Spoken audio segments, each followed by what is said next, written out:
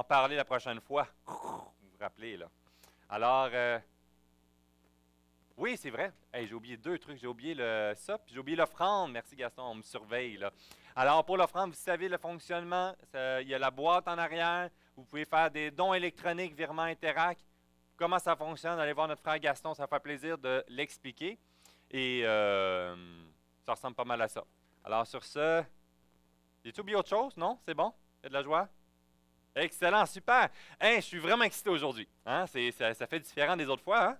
Mais c'est vraiment excitant cette série-là. Et dans le passage aujourd'hui, je me suis dit, wow, il y a des choses qu'on frôle. Puis là, j'ai envie de rentrer un peu dans le steak. Hein? Vous savez, dans les séries des dons spirituels, on est dans notre troisième rencontre. Puis dans 1 Corinthiens, chapitre 12 qu'on est rendu, eh bien, on va le faire en deux parties, pas le choix. C'est juste trop gros. On va commencer aujourd'hui, on va s'installer. Je me suis dit, soit qu'on dit apportez vos sacs de couchage, puis on reste ici pour la journée, puis vous pourrez rester à l'église, ou on le fait sur 2 semaines. Alors, je me suis dit que c'est mieux de le faire sur 2 semaines. Hein? Ouais, on est d'accord. Alors, on est dans ce rappel. Hein? On a pris une pause dans l'action de grâce, et ma manette ne fonctionne pas.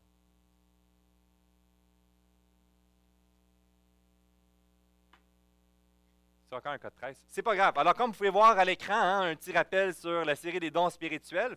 On a vu, on réessaye à nouveau. Ah, là, ça fonctionne. Premièrement, dans Malachie, hein, ma raison d'être, le clou, hein, on va le voir par la suite, ça continue sur la fondation. J'ai été créé par Dieu, j'ai été régénéré, racheté par le sang de Christ, et aujourd'hui, il ne me rapporte pas tout de suite au ciel. Il désire m'utiliser pour son bon plaisir. Et on va dans Malachie, non seulement il veut m'utiliser, mais il veut faire une œuvre dans mon cœur, que ça produit mon adoration. Hein, une question de grâce, de découvrir dans 1 Pierre chapitre 4, de la manifestation de la grâce de Dieu déversée dans ma vie et qui se déverse par la suite. Et à travers aujourd'hui ce qu'on va voir, à travers mon don, on a discuté un petit peu la dernière fois, puis on va revenir encore aujourd'hui sur l'idée du don spirituel, mais un don singulier pluriel. Hein? Je ne sais pas si on en rappelait un petit peu, on a effrôlé ça un peu. On va revenir un peu plus aujourd'hui, le fameux singulier pluriel du don. Dans la première section, dans Malachie, dans cette idée de notre identité, les dons pour la gloire de Dieu, une question de grâce et pour l'adoration. Ça va revenir continuellement, on va en parler. À chaque fois qu'on va effleurer les passages, il y a toujours cette optique. Comment ça se manifeste, hein? Comment ça glorifie Dieu, comment la grâce s'expérimente et comment ça développe notre culture d'adoration dans notre propre vie et en communauté. Cette grâce qui a été transmise, c'est une œuvre de grâce qui transforme et c'est une grâce qui est communiquée d'une façon continuelle. La grâce à travers les dons spirituels, c'est quelque chose de continu jusqu'au dernier souffle de vie que Dieu nous a donné. Alors ça, c'est un optique qui est intéressant qu'on a vu dans 1 Pierre 4. Et là, on rentre dans le vif du sujet dans 1 Corinthiens chapitre 12. Puis certains ont posé la question, OK, mais donne-moi la liste des dons. C'est quoi mon don, là? Je veux savoir ça. Et puis là, on commence à rentrer. Puis la semaine prochaine, on va discuter. Puis vous allez voir, là, ça reste un peu sur notre soif. On va discuter la semaine prochaine des types de dons spirituels qu'on sort dans les Écritures, dans le Nouveau Testament. Et là, on va revenir sur cette compréhension. Okay, c'est quoi ces dons-là? Qu'est-ce que ça mange en hiver, surtout au lac Saint-Jean? On va lire ensemble le chapitre 12, les versets 1 à 7, dans cette section-là ici. Pour ce qui concerne les dons spirituels, je ne veux pas, frères, que vous soyez dans l'ignorance. Vous savez que lorsque vous étiez païens, vous vous laissiez entraîner vers les idoles muettes, selon que vous étiez conduits. C'est pourquoi je vous déclare que nul, s'il parle par l'Esprit de Dieu, ne dit « Jésus est anathème », et que nul ne peut dire « Jésus est le Seigneur » si ce n'est pas le Saint-Esprit. Il y a diversité de dons, mais le même Esprit. Il y a diversité de ministères, mais le même Seigneur. Diversité d'opérations, mais le même Dieu qui opère tout en tous. Or, à chacun, la manifestation de l'Esprit est donnée pour l'utilité commune. On va continuer un petit peu. En effet, à l'un est donné par l'esprit de parole, de sagesse, à un autre une parole de connaissance selon le même esprit, à un autre la foi par le même esprit, à un autre le don de guérison par le même esprit, à un autre le don d'opérer des miracles, à un autre la prophétie, à un autre le discernement des esprits, à un autre la diversité des langues, à un autre l'interprétation des langues. Un seul et même esprit opère toutes ces choses, les distribuant à chacun, en particulier, comme il le veut. Alors, beaucoup de contenu, beaucoup de choses ici. Et ça fait réfléchir sur l'exercice des dons spirituels. Les questions que l'Église de Corinthe se posait et ce qu'on découvre, la confusion est vraiment réelle encore aujourd'hui. Des fois, on dit, bon, ben, c'était à l'époque, là, à un moment donné, on l'a appris, c'est réglé, on passe à autre chose. On a besoin de revenir sur des bases et de démêler des choses. Vous savez, hein, on va le voir dans cette réalité dans l'Église de Corinthe, il y avait une problématique. Et dans les églises qu'on vit aujourd'hui, puis dans l'histoire, on réalise qu'il y a des mêmes enjeux, parfois différents. On réalise que souvent les églises vont finir par mourir avec le temps. Des fois, c'est une seule génération et l'église meurt. Des fois, 2, 3 générations. On parle qu'une église qui est très vieille, ça a 100 ans, 150 ans, dans la région, au Canada. C'est pas vieux. La plupart des églises ne réussissent pas à transférer d'une génération à l'autre. Il y a plusieurs raisons, ce n'est pas le but aujourd'hui de discuter de cet élément-là, de tous les critères de pourquoi les églises meurent, mais l'un des pièges qu'on découvre, c'est lorsqu'on grandit dans la maturité, hein, on est zélé, on est enthousiaste dans le début de la foi, et par la suite on veut grandir avec plus de connaissances, et on se referme et on s'isole. Les églises même vont commencer à chercher des pasteurs qui vont enseigner. Certains sont même prêts à l'engager juste pour l'enseignement. Pas besoin de rien d'autre. Je veux un bon steak le dimanche matin. Le reste, ça importe peu. Et ça se referme progressivement. L'Église s'éteint. Est-ce qu'elle repose sur un individu, un pasteur, qui va consacrer cette période pour essayer de faire les services funéraires qui vont augmenter avec le temps, de moins en moins de baptêmes, et de plus en plus sur l'enseignement. Et on va reposer de plus en plus d'attentes sur une personne, sur quelques personnes qui vont former un conseil d'administration et se décharger de notre responsabilité. Et c'est le début de la fin. C'est l'une des raisons. Je ne suis pas en train de dire voici la seule raison. Mais c'est une triste histoire qui continue encore. On a des histoires vivantes encore qui se passent dans nos églises au Québec, autour de nous. Il y a une tristesse qui est présente. Et de découvrir la place que Dieu a choisie pour chacun d'entre nous, notre place dans l'Église, et de comprendre ce que Dieu m'a confié et à travers les dons spirituels qu'il a déversés dans l'Église locale pour une raison bien particulière.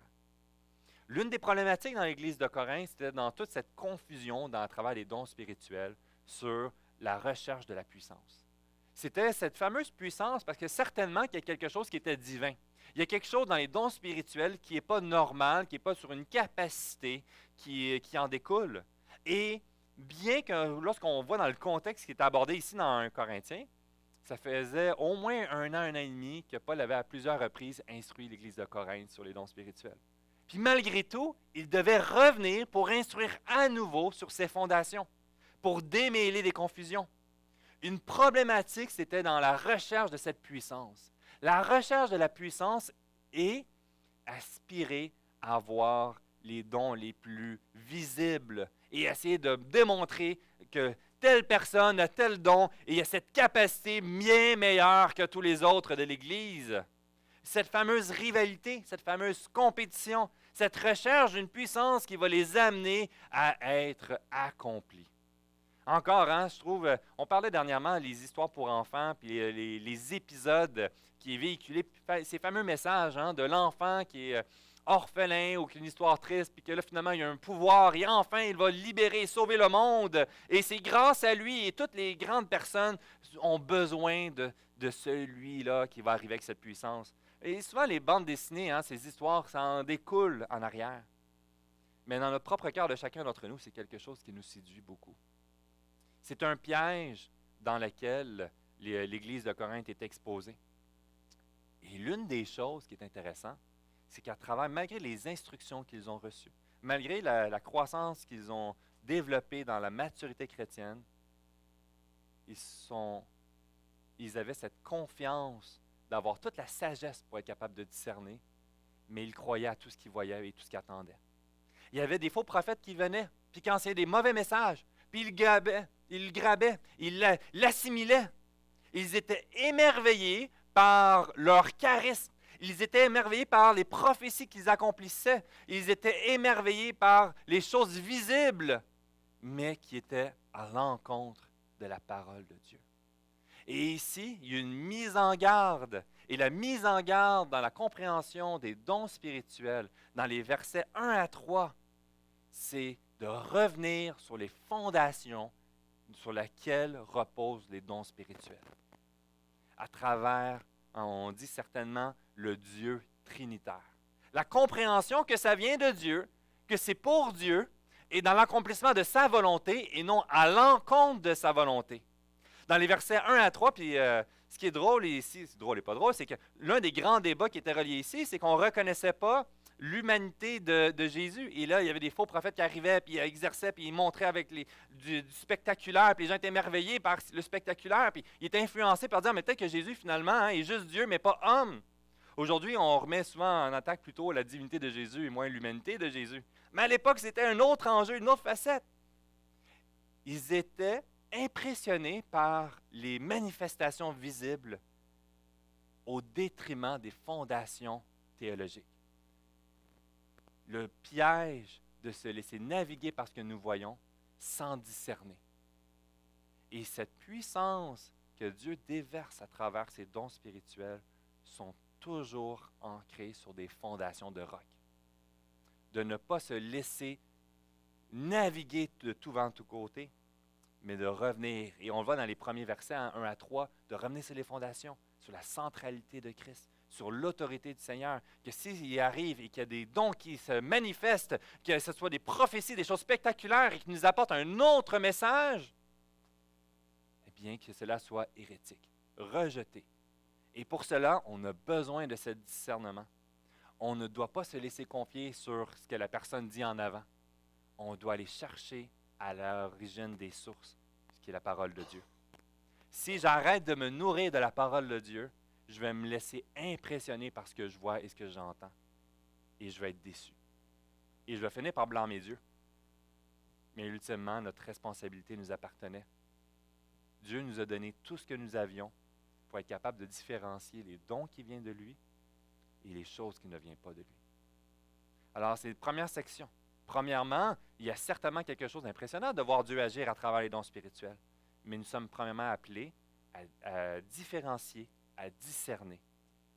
Et dans l'autre élément, quand ça continue dans cette puissance, c'est qu'il y a des choses qui vont être visibles mais qui ne viendront pas de Dieu, mais il y a aussi une diversité de dons spirituels que Dieu a déversés dans l'Église. On le voit dans la suite, diversité de dons et diversité de ministères. Et dans cette recherche de la puissance, parfois, ou d'exercer nos dons spirituels, on va chercher à nous limiter sur voici quel est mon don et le reste m'importe peu. Vous savez, des fois, certains vont dire, moi, j'ai le don d'enseignant, j'ai le don de direction, alors je n'irai pas servir dans les toilettes. Certains disent, je veux être pasteur, je veux être ancien, puis dans les premières tâches qu'on donne, c'est quoi? C'est viens nous aider à faire le ménage. Et là, la personne dit, hors de question, tu étouffes mon don, je suis là pour enseigner. Puis c'est drôle parce qu'on a tous des histoires dans les églises qu'on a été confrontés à des situations de la sorte, puis la personne a claqué la porte, scandalisée, parce que la puissance de mon don est banalisée, puis tu es en train de t'opposer à Dieu qui m'a donné ce don-là. Une diversité de dons à travers une diversité de ministères. C'est comme si de dire dans une famille, puis on va frapper beaucoup sur le clou dans les dons spirituels de la famille. C'est comme dire, par exemple, que moi, je suis un bon réparateur d'auto, puis quand il y a quelqu'un... Non, c'est pas vrai, là, je suis zéro réparateur d'auto. Là. Mais c'est un exemple, je suis un bon réparateur d'auto, puis que quand quelqu'un dans ma famille a besoin d'aide, ben, je vais lui donner des conseils sur la réparation d'auto. Puis on va dans la famille, là, puis on a un souper familial, puis tout le monde court pour préparer le repas. Moi, je suis un réparateur d'auto, je touche à rien, je m'assois, puis laissez-vous débrouiller des choses, puis nourrissez-moi, j'ouvrirai la bouche, puis je ne veux même pas prendre ma fourchette pour me nourrir. Vous voyez, une contradiction? Ben non, il y a une participation commune. L'idée ici, c'est quand on parle des dons spirituels, on n'est pas en train de dire, voici la seule chose dans la façon que tu dois servir Dieu dans ton église locale. La réalité de la famille, c'est qu'on va vouloir se servir les uns les autres, on va vouloir prendre soin des uns les autres, dans le cadre du dimanche matin, dans le cadre de la semaine, dans le cadre de la nuit, même que je me réveille puis je fais une insomnie, je peux servir Dieu puis je peux servir les uns les autres en priant pour eux, à travers l'intercession. Il y a cette distinction qui est importante parce que des fois, on va juste vouloir dire « Quel est mon don? Voici comment je vais servir. » Il y a une distinction. Non. Comment que tu peux glorifier Dieu dans ta famille qui est l'Église locale? Il y a une séparation. Ensuite, Dieu nous a déversé des dons dans l'Église. Et comment tu peux le mettre au service de l'Église locale pour la gloire de Dieu? Comprenez cette nuance qui est ici? Il y a une problématique si tu t'isoles et que ta seule façon que tu vas t'impliquer dans ta famille, c'est uniquement à travers le don. Et il revient ici dans ce passage sur cette idée de diversité de ministère avec une distinction de la diversité des dons. Notre immaturité va nous amener à nous entredéchirer à ce niveau-là, mais de découvrir nos dons spirituels dans la diversité puis dans la façon que ça va se vivre dans nos services les uns les autres, on va goûter quelque chose d'incroyable. On va goûter quelque chose qui va glorifier Dieu. On va goûter quelque chose et ça va produire de la joie, une légèreté. Alors, je ne sers pas les uns les autres afin de mériter quelque chose. Je ne sers pas les uns les autres afin de pouvoir produire quelque chose. Mais il y a une joie que quand je m'en vais pour le souper de Noël en famille, que je suis content d'être avec la famille, puis je suis content d'aider la grand-mère ou ma mère ou l'oncle dans la préparation du repas ou pour aller stationner peut-être ma tante qui est stressée dehors dans le stationnement l'hiver. Il y a une idée d'une joie de s'aider, de participer les uns avec les autres. Et à travers cette vie, la réalité, on parle des vraies choses. Puis qu'il y a toujours un membre de la famille qui nous fait plus réagir que les autres. Hein? De dire, « Hey, je veux servir tout le monde. Je ne veux pas barrer la porte avant que mon oncle arrive. Je veux l'accueillir. » Même si dans mon cœur, j'ai une lutte. Puis là, on va voir les dons qui vont se manifester. On va voir des dons qui vont se révéler dans l'Église. Il y a des choses qu'on était convaincus que non. Puis que finalement, Dieu avait un autre plan pour nous. Cette idée de puissance n'a rien à voir avec une question de compétition, de rivalité, d'écrasement, de comparaison, rien de tout ça. Mais ici, dans la recherche de ce don, j'ai dit le terme puissance parce qu'il y a un côté qui est accrocheur, qui est intéressant, mais il y a une puissance vraiment que Dieu a déversée dans les dons, mais de la remettre dans les lentilles de la parole de Dieu et non dans la recherche de notre volonté personnelle, non dans la recherche d'une domination sur les autres et qui est toujours conforme et fidèle à la parole de Dieu. Quelqu'un arrive et accomplit de quoi d'incroyable, et si ce n'est pas par Christ, pour Christ, et à travers la conformité de sa parole, ça ne vient pas de lui. Ne nous laissons pas berner par ce qui peut être impressionnant. Nous avons les lentilles des Écritures pour nous. Et à travers cette compréhension de dire, je veux servir le Seigneur, mais je n'y arriverai pas par moi-même. Et je vais avoir de la joie de le faire. Et quelle est ma place dans l'Église le dimanche matin? Mais on est d'accord que le dimanche matin est une facette que tout le monde se réunit. C'est le souper de Noël. Là. On a du plaisir. Le souper de Noël qui revient toutes les semaines. Mais la famille, un coup que je quitte le souper de Noël, la famille n'est plus terminée. On a encore des relations. On a encore une responsabilité. Je suis encore un mononcle. Je suis encore une ma-tante, une grand-mère.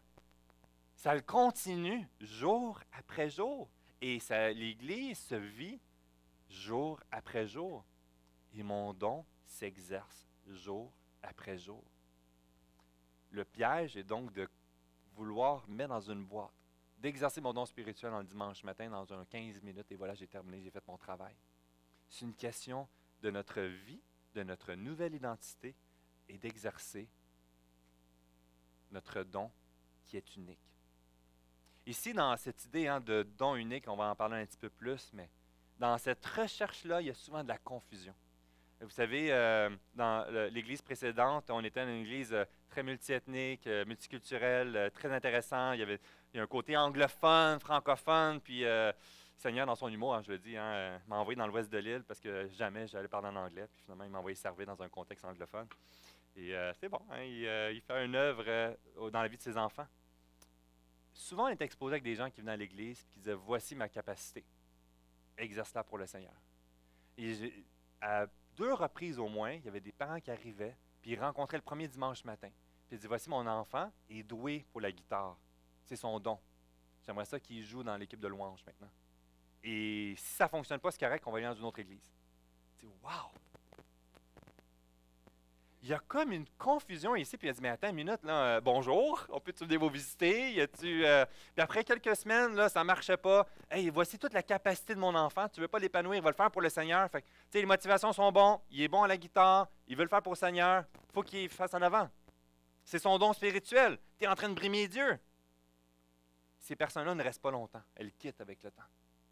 Il y a une confusion sur la compréhension de ce qu'est un don spirituel.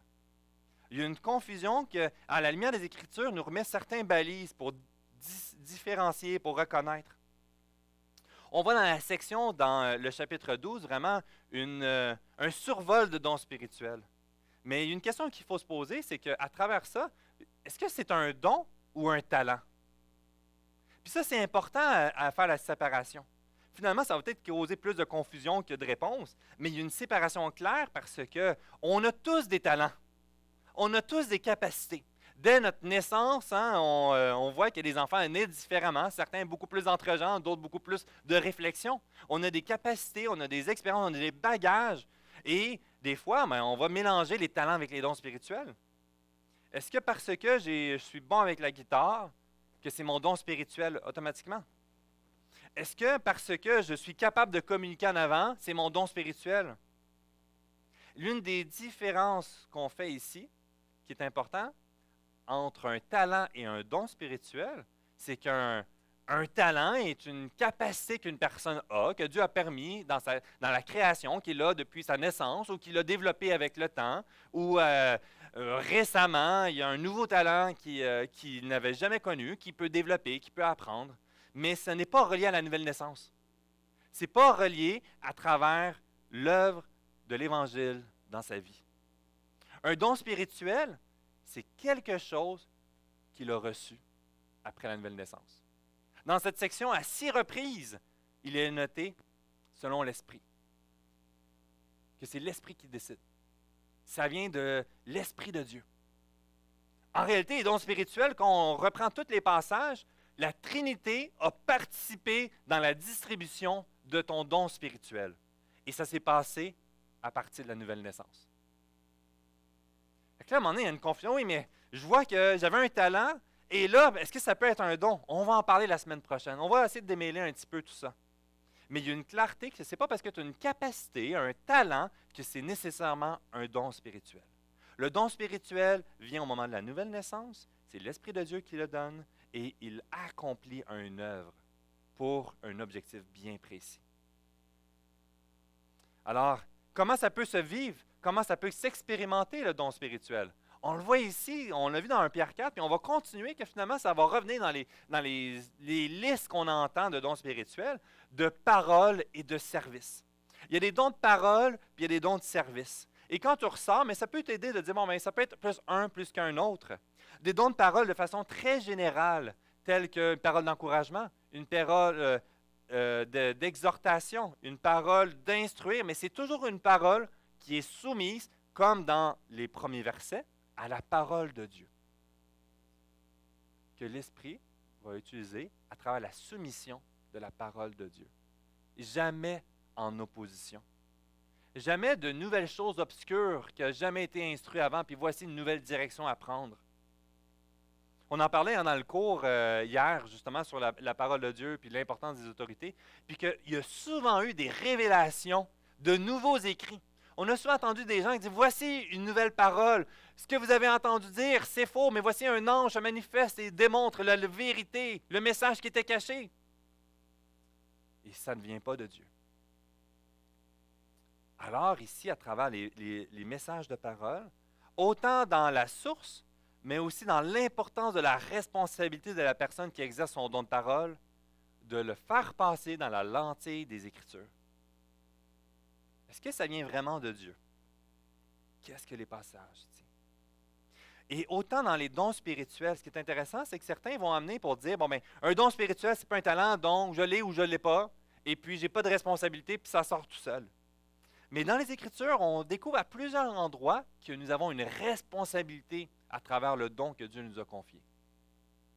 De ne pas le laisser, de ne pas le négliger. de ne pas le laisser s'étouffer, s'éteindre. Au contraire, de travailler de mieux en mieux dans l'exercice de notre don spirituel. Le Seigneur veut faire quelque chose dans ta vie. Il y a une responsabilité qui nous en incombe, de l'exercer, mais aussi de le faire de mieux en mieux. Dans la fin du chapitre 12, au verset 31, il nous dit « Aspirez aux dons les meilleurs, et je vais encore vous montrer une voie par excellence. » Ce n'est pas en train de dire ici de « Choisissez le meilleur des dons spirituels. » C'est le Saint-Esprit qui le donne, qui le déverse dans une variété. Ce qu'il est en train de dire ici, qui vient se fusionner avec tous les autres passages qui abordent la même chose, notre responsabilité de mieux en mieux. Tout comme dire, par exemple, je viens à l'Évangile, j'ai compris le message de l'Évangile, Amen, le Seigneur est avec moi, j'ai plus besoin de la Bible. Qu'est-ce qui va arriver? Notre émerveillement va diminuer de plus en plus dans notre adoration. Notre discernement des choses de Dieu et des messages de séduction vont s'engourdir de plus en plus. On a une responsabilité dans notre adoration avec Dieu de nous nourrir jour après jour. Et dans l'exercice des dons, c'est le même concept. On a une responsabilité dans l'exercice et de le faire de mieux en mieux. Mais ça veut dire quoi ça, de mieux en mieux? On va le parler dans le prochain point. Ici, on découvre qu'à travers cet exercice de dons, on a une liste. On découvre donc une liste dans cette section-là, et ce n'est pas une liste figée. Il y a un objectif qui est ici qui est expliqué, puis il ramène plusieurs dons spirituels. Il n'y a pas d'ordre de priorité, il n'y a pas d'ordre de valeur. C'est une section incomplète de dons spirituels. Le piège, ça serait, on aime quand les choses sont claires, surtout s'il y en a des ingénieurs ici ou peut-être des programmeurs, on aime les systèmes, où A, B, C, il ne faut pas déroger, parce qu'à un moment donné, ça ne fonctionne plus. Et là, ici, il y a un côté qui se dit, OK, je ne peux pas avoir un système trop rigide. Parce que dans cette réalité-là, dans l'exercice des dons spirituels qu'on a vu dans 1 Pierre chapitre 4, qu'on découvre ici, c'est qu'il y a une idée ici plurielle, mais il y a un don unique à chacun. C'est comme l'empreinte digitale, que chacun d'entre nous, on a tous une empreinte digitale unique, mais elle est différente avec plein de facettes. On peut parler des flocons de neige, qu'on a parlé, il me semble, il y a 2 semaines. Chaque flocon de neige, elle se ressemble. Et quand tu prends le temps de l'observer, tu le vois, l'aspect unique du flocon. Dans les dons spirituels, on va en parler la semaine prochaine, à quel point qu'un don d'enseignement est unique en soi. Que le don d'évangéliste, d'encouragement, de prophète. Et le danger, c'est de se trouver un point de repère et de l'utiliser comme comparaison.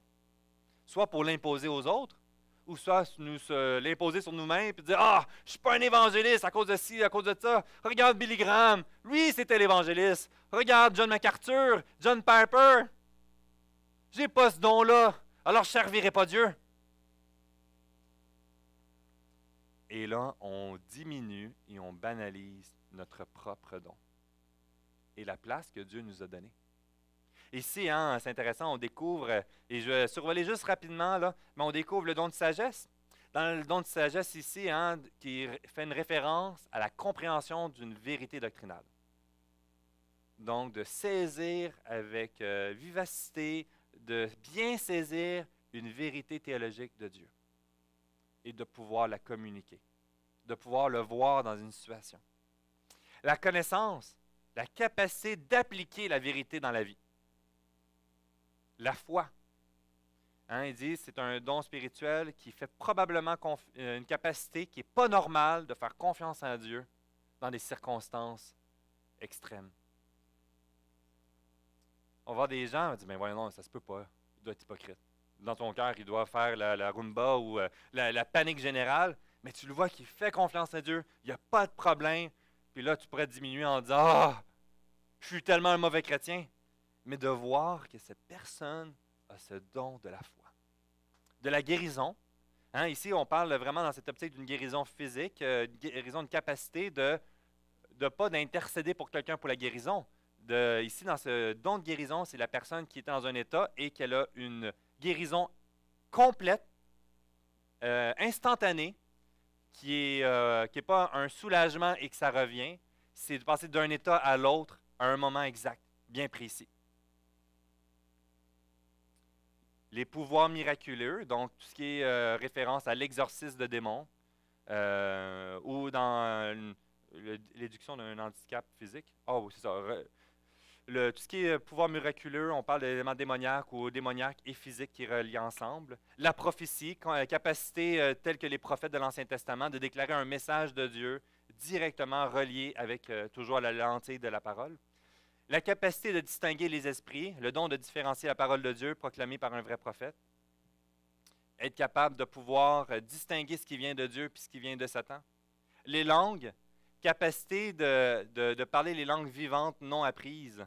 Donc, quelqu'un qui parlerait espagnol, puis que là, je me mets tout d'un coup, sans m'en rendre compte, à parler en espagnol, puis les gens, ils ne savent pas, ceux qui ne parlent pas espagnol, mais ceux qui parlent espagnol le savent. L'interprétation, c'est de comprendre une autre langue que je ne connais pas. C'est la même chose, mais c'est le contraire. Quelqu'un me parle en espagnol, puis je comprends tout d'un coup. C'est une liste de dons, et on voit des dons bien particuliers. Et on va en parler beaucoup plus la semaine prochaine pour essayer de comprendre. Dans notre famille d'église, dans notre famille à nous ici, il y a une position qui est. Puis on va voir que finalement, il y a des distinctions de position dans les familles d'église autour de nous.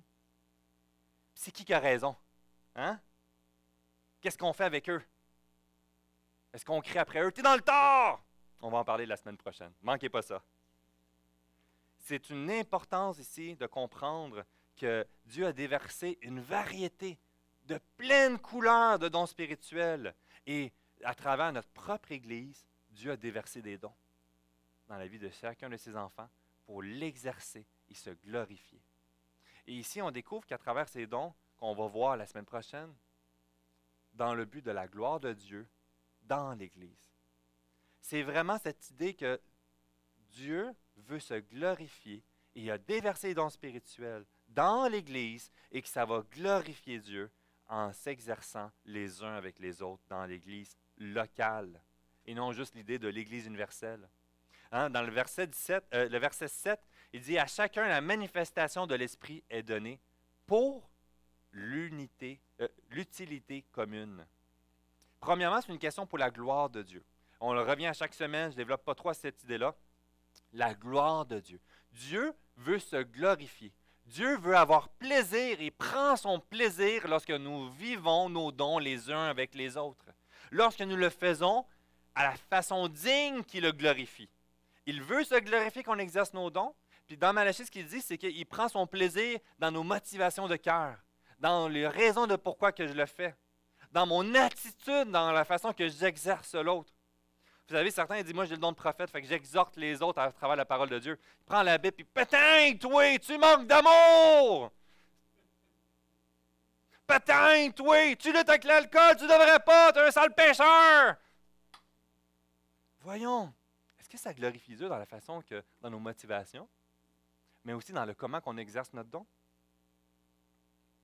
Oui, mais c'est le don que Dieu m'a donné. Oui, et tu as une responsabilité à le faire selon que tu glorifies. Et, on va le voir dans la continuité, mais dans le comment tu le fais. Ça peut venir de Dieu, mais Dieu te donne une responsabilité. Oui, mais je suis faite comme ça! Oui, et Dieu t'appelle à le faire de mieux en mieux. De jour après jour. On va glorifier Dieu et ça va se vivre dans l'Église locale. Et cette idée dans l'Église locale, il y a tellement de passages qui découlent sur l'importance des uns des autres, hein, puis qu'on est une famille, on est un corps avec plusieurs parties. Dans l'Église, ce qu'on va découvrir ici, c'est qu'on a besoin des uns des autres pour plusieurs objectifs. Premièrement, l'objectif 1, c'est que l'exercice de mon don n'est pas pour ma propre gloire, mon propre plaisir, pour mon épanouissement, pour ma sainteté. Elle est déversée pour les autres, pour l'Église locale. Et les dons des autres est déversé pour les uns et les autres pour un bien commun, une utilité commune.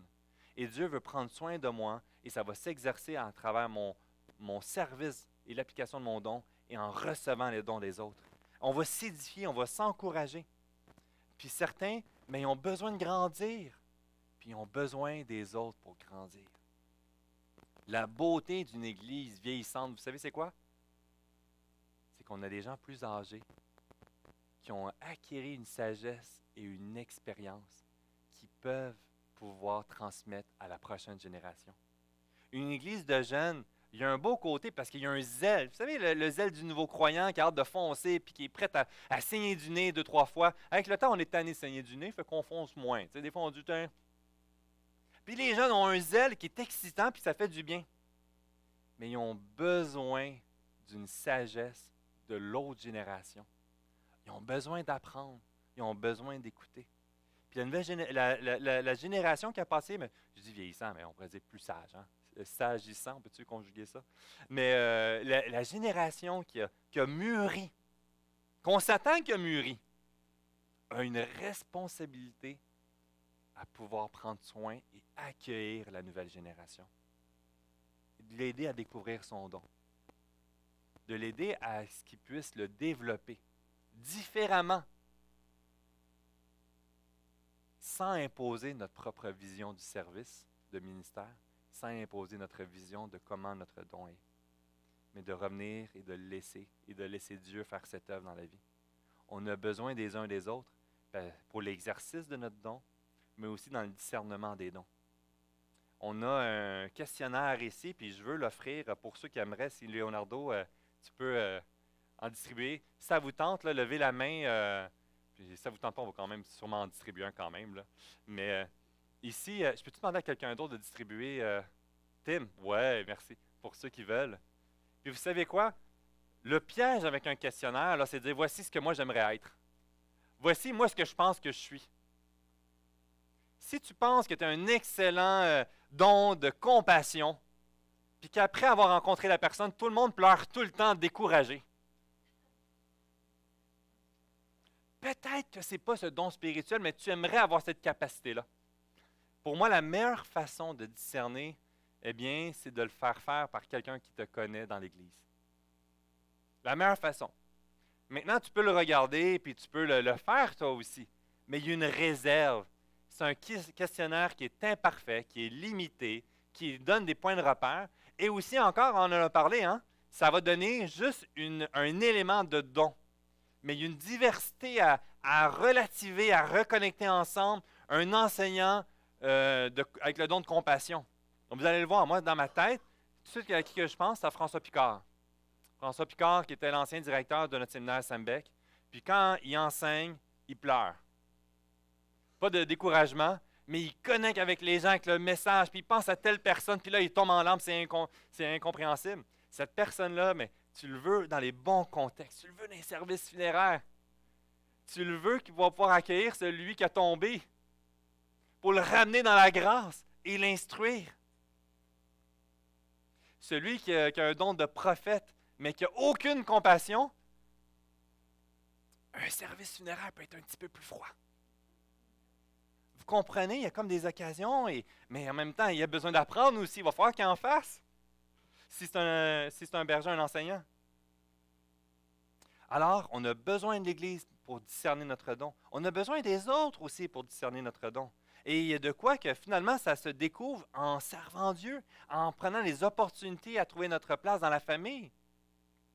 Ce n'est pas quelque chose qu'on doit s'imposer. Ce n'est pas quelque chose qui devrait être lourd, puis que je travaille, puis je suis en larmes, puis que j'essaie, puis je fais toujours pleurer tout le monde, je fais toujours pleurer tout le monde. Eh bien, ça prend un temps. Ça prend du temps, progressivement, puis ça va sortir. En se servant les uns les autres, il y a cette reconnaissance de dire, toi, tu as une parole d'encouragement. Toi, il y a un côté de don prophétique, ça te brûle à l'intérieur lorsque tu entends quelque chose qui n'est pas biblique. Il y a ce passage-là. Il y a des éléments qu'on va découvrir, puis on va apprendre à se connaître, puis on va le savoir. On va s'accueillir les uns les autres. Puis, ultimement, ce qu'on découvre de cette gloire qui va être manifestée dans l'Église, ça se goûte à travers 3 éléments qui ressortent souvent. À travers la foi, à travers l'espérance et à travers l'amour. On dit ici la foi, l'espérance et l'amour forment une triade céleste de grâce spirituelle qui dure toujours. Mais la plus grande d'entre elles est l'amour. Dans l'exercice de nos dons spirituels, vivre l'Église à son meilleur, ça va passer par cet amour les uns avec les autres. Cet amour de Dieu déversé dans notre vie qui va déborder dans nos relations les uns avec les autres. Pas d'amour, les dons deviennent secs. Ils deviennent arides. On va se frotter et ça va faire de la friction. Puis on a besoin de cet amour pour adoucir. Et Dieu va prendre plaisir. Dieu va se glorifier. Puis on va goûter des choses qu'on n'avait peut-être jamais pensé qu'on allait goûter. De laisser Dieu faire cette œuvre dans notre vie. De s'émerveiller, non parce que nous sommes bons, mais parce qu'il est bon. Et il va accomplir des grandes choses dans cette Église. Je suis excité, bref, parce que je n'ai aucune idée de ce qui va se passer, mais je sais que Dieu est à l'œuvre. Notre Église, ce n'est pas notre Église, c'est l'Église du Seigneur. Il a déversé des dons qu'on ne connaît pas encore dans l'Église, puis j'ai hâte de les découvrir. Et ça va passer dans notre adoration, dans notre conviction que c'est pour sa gloire, et de le laisser faire cette œuvre. Je vais inviter l'équipe de louange pour ce dernier chant. Je vais inviter... oui. Ben oui, c'est vrai, je voulais le dire ce matin. Ben oui. Le fondateur du séminaire Sambec, un pionnier au Québec. Ouais.